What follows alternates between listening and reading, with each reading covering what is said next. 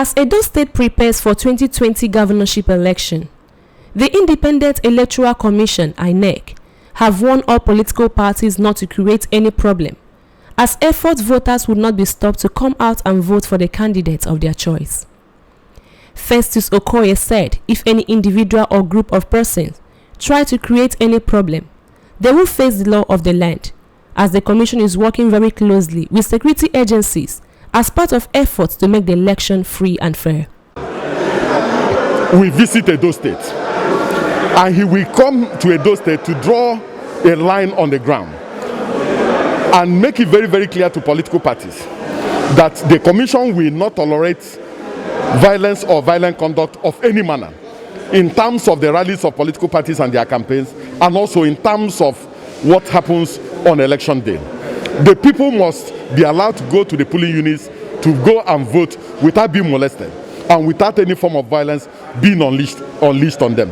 And we are already in consultative process with the security agencies on how to degrade to the barest minimum acts of violence that have the capacity to threaten the conduct of the Do and Ondo governorship elections. We are not going to tolerate any acts of violence, and we are not going to also condone acts of violence.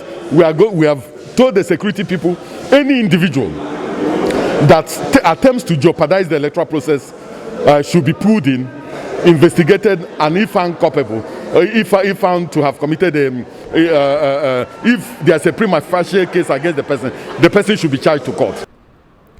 The commission is aware that it can only communicate effectively when the media understands and keys into its processes and procedure, especially at this difficult period. Hence, partnership with media is critical in the preparation and delivery of the commission's message and programs to Nigerians. The National Commission Information and Chairman, Information and Voters Education, Festus Okoye, made this statement in a one-day workshop for Edo journalists on election process, procedures, team, make your vote count, solidating our democracy. We have, in our policy document, is clear on how we are going to have two queues, outer and a queue inside. And we are going to observe the social distance in terms of voters, 6 feet, 2 meters. Everybody must wear face masks, both the electoral officials and the voters. And of course, the inner queue will not have more than 20 persons in a queue. So